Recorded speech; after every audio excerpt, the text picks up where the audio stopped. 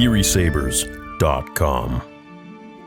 So the comic starts out with Vader landing, and it's taken by this narrative of the nurse. It's this pretty blonde girl, and she's basically just obsessed with Lord Vader. And I don't just mean obsessed. I mean she has a clinical obsession with the Dark Lord. She talks about how she sees herself marrying him and just collects all the trinkets from every time that he went to the laboratory, things like shrapnel that was just in his wounds and things like that, like just really messed up stuff. Like she is total stalker mode. She dreams of marrying him. She dreams of taking off his mask and kissing him and making out with him, and she does everything she can to basically see him without his mask on. So finally, as the comic goes on about her obsession with him, they cross paths. So he is on the way to the medical bay, and then she is in the way of him, kind of getting everything ready. And she goes on about it for a couple pages about how she felt this connection between them, and how that it was so special, and that it was between them, and she felt him without his mask on,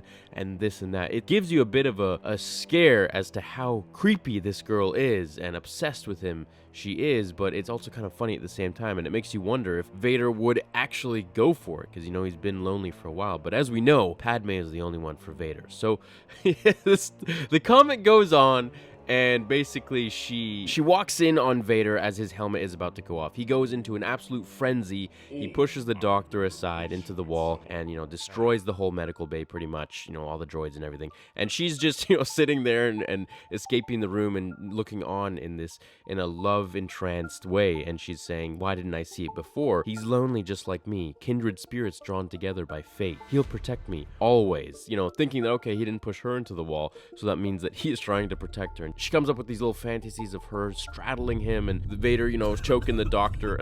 It's just really absurd. Things I would never expect to see, but it's kind of funny, actually. Then as we keep going through the pages, we see she collects more and more of his things. So, like, this was something that was actually lodged inside of him. And every time he goes to the medical bay is basically, to heal his body or to get some shrapnel out of him or fix one of his cybernetics or something like that. And that is the point of the doctor. And she is basically just there to make everything go a little more smoothly. So we go back to her little cell, and it's literally this like tiny room, and she has this box, and in this box are all the things that she's collected from Vader's medical bay visits over however many years or months or whatever it is. She calls them little memories, forget-me-nots, souvenirs of our unspoken love. Secrets, really, that are ours and ours alone. Now, as Vader comes in real hot one day, he is pretty injured, and he enters the medical bay when she is there and the doctor isn't. She sets him up and purposely does not call the doctor for a while as she's trying to just attend to him herself. She says, my hand against his armor,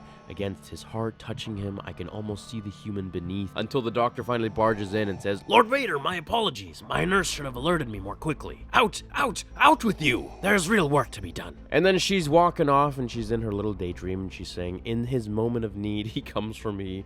The doctor can't steal. I'm sorry, guys. I'm trying to make it serious here, but this is one of those comics where you're just like, what the heck is going on?